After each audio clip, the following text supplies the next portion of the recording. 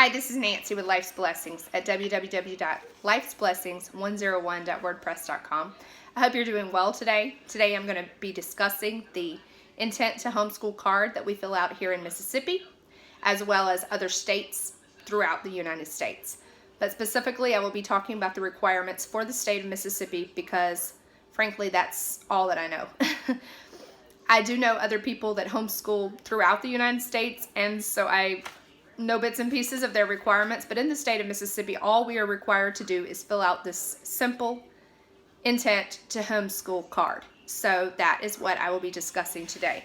Now, it's of the utmost importance that we fill out this card by September the 1st. So before September the 1st, you need to track down your truant officer in your county. If this is your first time homeschooling and you do not know where your truant officer is located, in my county, she has her own office. She is not connected with the school. But you can go to any one of your schools in your county and you can ask them, where is the truant officer located? And sometimes you can do a simple Google search in larger cities, especially. You can do a Google search and find your truant officer. Find her location or his location. In my case, it's a female truant officer. So actually how I found her location, she moved since last year, so I found her location by going to my local library.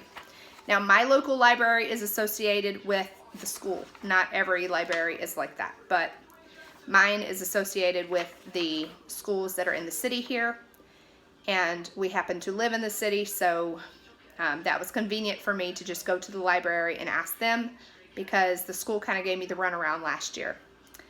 And so I went to the library this time and asked them where she was. That way I could fully understand where she was so I could get this done, okay?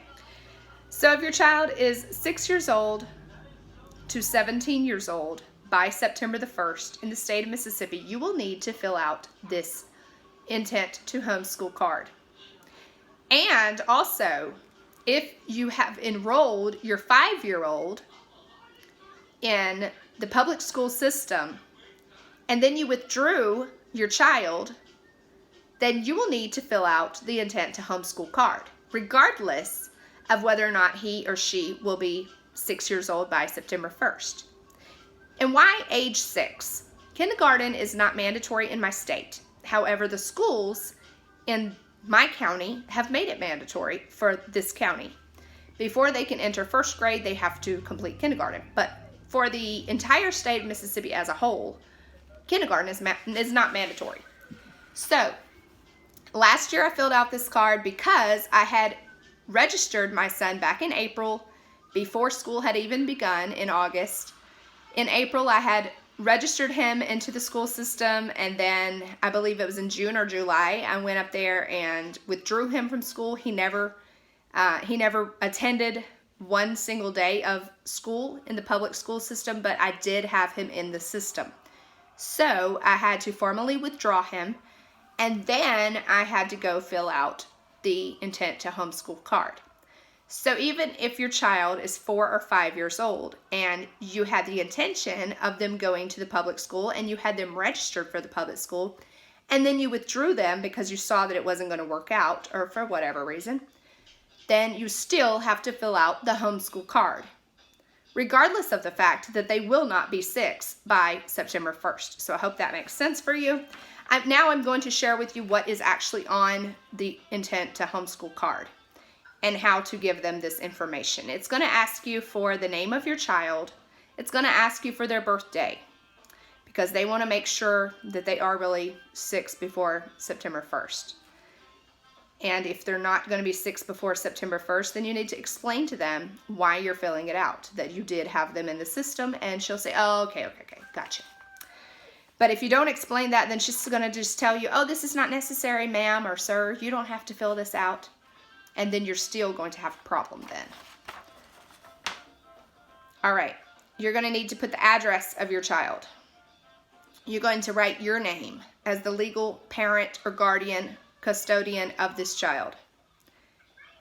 It will also ask you if you are planning to homeschool, if you're going to do private enrollment or online instruction. So if you are planning to homeschool this year, then you will simply just mark the little box that says homeschool instruction. Okay, and then you will give a simple description of your homeschool instruction. What did I write on my card? Well, I just simply wrote the subjects that I will be covering in our homeschool. I didn't tell her how I would cover it. I didn't tell her with which books I would be covering it or whether I would even be using books this year. I didn't tell her whether or not we were going to write anything on paper. I didn't explain to her that some days we unschool. I didn't tell her any of that because it's not required in the state of Mississippi. So don't freak out when it asks you for the simple instruction of your homeschool. All you have to write down are the subjects that you will be covering in your homeschool. So for me and my family, for my little boy, I wrote math, language arts, history, critical thinking, science, music, art, and Bible. I believe that's all. I just wrote that down. No questions were asked. Just simply wrote it down. And then I signed my name at the bottom. Because that's what you do. You're responsible for this paper. Sign your name at the bottom. Okay, and then I asked her for proof that I had returned this card. Because last year she was in the middle of moving from one office to another, and that's not her fault. But I know, logically, that things get lost in the process of moving. And so last year what happened was I filled out the card, and then I received a letter in the mail telling me who my kid's teacher was going to be. And so I said, wait, that's not right. He's not going to school. I'm his teacher. And so I went back to the school last year, and I told them that, I had received that in the mail. So I filled out another homeschool card. And they said, she's not here today, but we want you to come back in a couple weeks and just make sure that she has received your card. And I'm thinking, what? So you're not responsible with my card. You're just going to have me fill it out, and then I need to come back and check, because if it's not in the system by September 1st, then I've got a problem. Okay, so I was a new homeschool parent, didn't know what to do, so I just kept on going up there checking on my card, making sure that she got it. And finally, I asked for a copy of everything. This year, I decided that I didn't want that kind of problem, and so I asked her up front, and this is what my suggestion to you.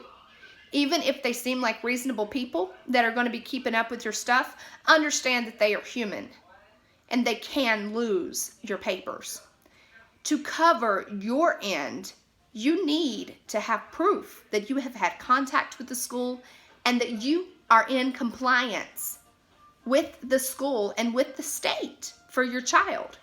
Because if you're not in compliance, then they can get the truant officer on you, and if you don't have the proper paper to say, hey, look, we've already spoken and I am in compliance, then her next thing is going to be calling DHS or Child Services, whatever it's called in your area. So we don't want that. So I asked for a verification of compliance. That's what she gave me. Actually, I asked her for a copy of my homeschool card, and she said, look, I don't give copies of the homeschool card. And I said, I need something. And she said, yes, I'm going to give you something. She was very sweet about it. She was very nice lady. Very nice, very helpful. And she gave me what's called a verification of compliance. And I have it folded a little bit. So, yeah. So you're not seeing our personal information. But here it is. And that is backwards. So unless you just love reading in backwards writing, then I will read that to you. So basically what it says is, at the top it says Mississippi Department of Education, Office of Compulsory School Attendance Enforcement, and then it has our director at the top, and it says verification of compliance in accordance with Mississippi Code of 1972, annotated section 37, blah, blah, blah. It shall be the duty of each school attendance officer to cooperate with any public agency to locate and identify all compulsory school-age children who are not attending school. And it further acknowledges, I'm sorry, can't read today, a parent, guardian, or custodian of a compulsory school-age child in the state shall cause the child to enroll in and attend a public or legitimate non-public school for the period of time that the child of compulsory school age, except under the following circumstances. So our state gives extenuating circumstances. When a compulsory school age child is physically, mentally, or emotionally incapable of attending school as determined by the appropriate school official based upon sufficient medical documentation. That is A. Okay, B is when a compulsory school age child is enrolled in and pursuing a course of special education, remedial education, or education for handicapped or physically or mentally disadvantaged children. C, when a compulsory school age child is being educated in a legitimate home instruction program. That's why they ask you for the details of your home instruction program so they can determine whether or not it's legitimate. Okay, so, and mine has been determined to be legitimate.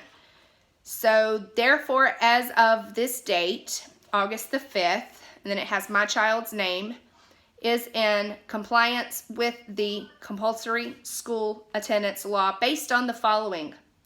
And it has two boxes here. It has one box that says education is provided in a legitimate home instruction program, and then the other box says transferred to a private school, and she has marked education is provided in a legitimate home instruction program.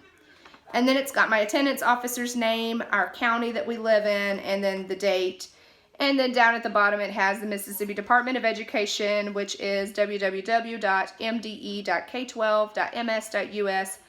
Gives their address, gives their phone number, all that good stuff. So this is my verification letter. So that way, if my card, God forbid, gets lost in the office over there, then, you know, if she calls me, then I can say, hey, I can bring in my verification of compliance to you and, you know, prove to you that we have already taken care of this. And then that will be that. So that's why it's important to keep a good record, and I'm just going to put that in his portfolio. I'm going to put that in the binder where I keep all of his schoolwork. Every single paper that my kid does, I put in a binder. I mentioned in our school supplies that I purchase sheet protectors, and that's what I do. I have the sheet protectors, I fill up the binder with them, and I just put each page that he does down in those sheet protectors, and that's my proof of what I'm doing with my kids. I'm doing one for both of my children this year. Dulcie is actually 4 years old. She's not even required to be in school right now, but Joel is 5 years old. He'll be 6 soon, and he is required to be in school now. Anyway, I'm just keeping both of them because we've already started teaching almost kindergarten stuff to Dulcie, so she won't be technically doing kindergarten stuff until next year, but she's doing pre-K things this year, and it kind of looks like kindergarten. So just as proof that we have covered the basics with her, if that's ever a question or a problem for anybody, then I will have that information. And I keep all of his as well. So that's my suggestion to you, that you do keep your papers from your children and keep them put up somewhere. I have a binder from last year that I still am holding on to, and I will hold on to it. I suggest that you hold on to it for at least a few years, and also that you keep these copies from the attendance officer. Whenever you register your child for homeschool, you need to keep this as a record. That way, in case anything comes up, you can go back and say, yes, I did. Also, keep a list of books that you have used. Every single book that you have used with your child, not reading books necessarily as far as read-alouds, but you know what I'm saying, textbooks, any type of material that you have used to instruct your child. Keep a list of those books and their authors, just so you can prove that it has been legitimate and that you're not just sitting at home doing nothing. And if you are unschoolers, then have some type of proof of that, whether it be by video of, you know, things that you're doing together in order to learn. Document, you know, write it down. We did this today. We went to the zoo today. We discussed different classifications of animals and how they feed their young, and, you know, their habitats or whatever you're doing with your kids in unschooling, still document that as well. So I hope that this has helped someone to know how to document in the state of Mississippi, and also how to fill out that little bitty card that gives so many people headaches. All right, God bless you, and hope you've enjoyed. If you have not subscribed, we ask you to subscribe. We need subscribers. And if you enjoy this kind of content, then give us a thumbs up so we'll know to make more videos like this.